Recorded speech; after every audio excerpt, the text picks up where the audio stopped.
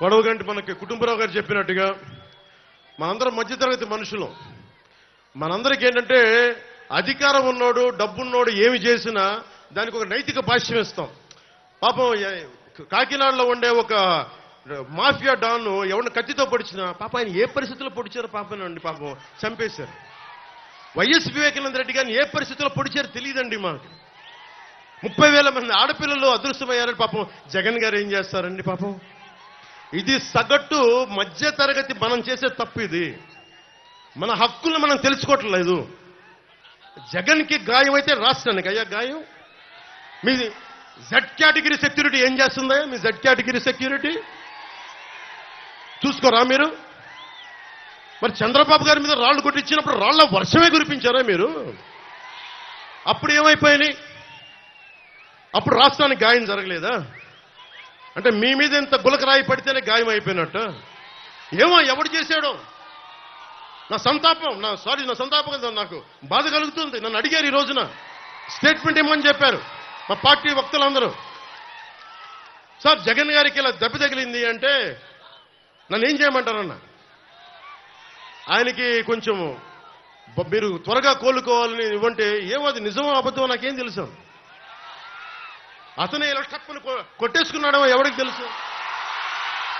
తెలియదు కదా. ఎందుకంటే కరెంటు పోయింది, దండలు ఉన్నాయంట.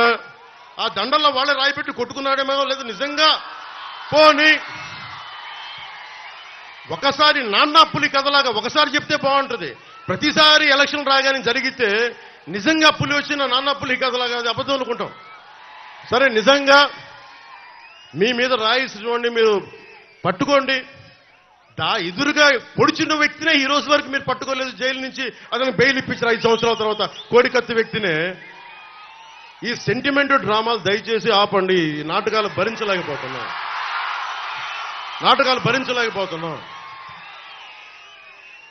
నేను వచ్చేటప్పుడు నా మీద బోల్డెన్ రాళ్లు పడతా ఉంటాయి. మనకి పీఆర్పీ టైంలో నేను ఖమ్మం వెళ్తా ఉంటే నా మీద రాళ్ల వర్షం.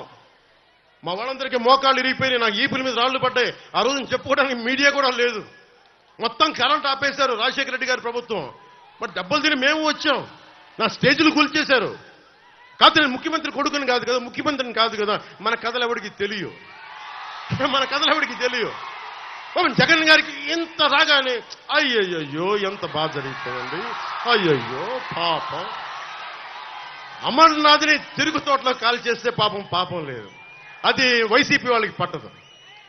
రేపల్లెల్లో ఒక ఆడపడుచుని దారుణంగా భర్త ముందు మనకి మానాన్ని పాడు చేస్తే పాపం దొంగతనం చేయడానికి వచ్చారండి. అలా అనుకోలేదండి. దొంగలని దుర్మార్గుల్ని వెనకేసుకొచ్చే వస్తే మనుషులు.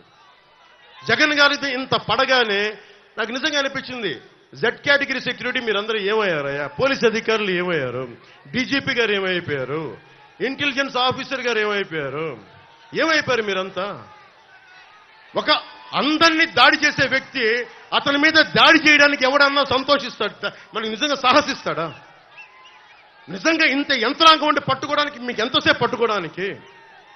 రేపొద్దున ఎవడన్నా పట్టుకుని కూడా వాళ్ళు ప్రేరేపించారు, వీళ్ళు మీ వాడే చేశాడేమో. 2019లో మీ కూర్చోబెట్టి కోడికత్తి కోసం జగన్ గారు సీఎం అవ్వాలని డ్రామా ఆడటానికి నేనే పొడిచానని ఆ అబ్బాయి చెప్పాడు. ఈరోజు అలాగే చేశారేమో కనుక్కోండి. కానీ నేను మీకు చెప్తున్నాను, ఇలాంటి డ్రామాలకి మనం పడాల్సిన అవసరం లేదు. దయచేసి పడకండి. నిర్ద్వందంగా దాన్ని తీసి పక్కన పెట్టండి.